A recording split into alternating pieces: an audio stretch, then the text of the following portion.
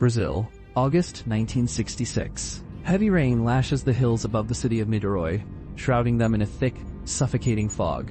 On a slope known as Morro do Vintém, a scene is unfolding that, even 60 years later, continues to haunt investigators, scientists, and paranormal researchers alike. A young boy, taking a shortcut across the hill to fly his kite, suddenly freezes in terror.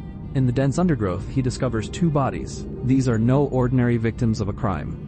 They lie side by side, neatly arranged, almost as if they were resting. But the details the police find at the scene will transform a routine investigation into one of the strangest mysteries in modern history. A case known to the world today as the lead masks case. It all began a few days earlier, on August 17th. Two men, Manoel Pereira de Cruz and Miguel José Viana, both experienced electronics technicians from the town of Campos das Goitacazes, kissed their wives goodbye. They carried a significant amount of cash, the equivalent of thousands of dollars today, and told their families they were leaving to buy equipment for their work and a second-hand car.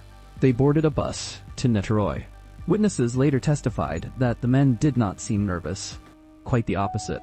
They were focused. In the rainy afternoon, they bought waterproof raincoats and a bottle of water at a local bar. The shop assistant recalled that Miguel seemed to be constantly checking his watch. They were on a journey for something they didn't want to miss. But what was it? When the police reached the hilltop, they found no signs of a struggle. No blood, no marks of violence. The men were dressed in elegant formal suits, over which they wore those brand new raincoats. The strangest detail, however, lay directly on their faces.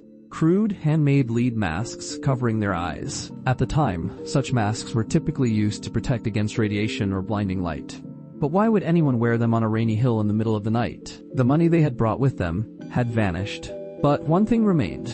A small, nondescript notebook containing instructions written in cryptic blunt bullet points. The text in the notebook was chillingly precise. 16:30, be at the agreed place. 18:30, swallow the capsules. After the effect, protect metals. Wait for the signal. What were those capsules? Toxicology was in its infancy in Brazil at the time, and by the time the bodies were found, they were in an advanced state of decomposition. An official cause of death was never established. Organs were sent for testing, but the results were mysteriously lost or proved inconclusive. Speculation spread like wildfire. Was it a cult? A psychedelic experiment gone wrong?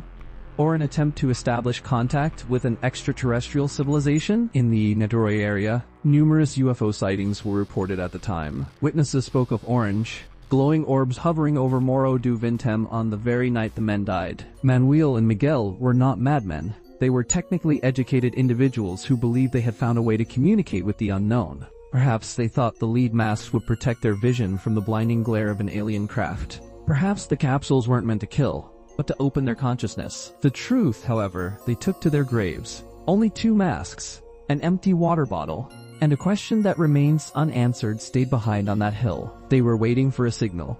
Did they receive it? And if they did, what was its message?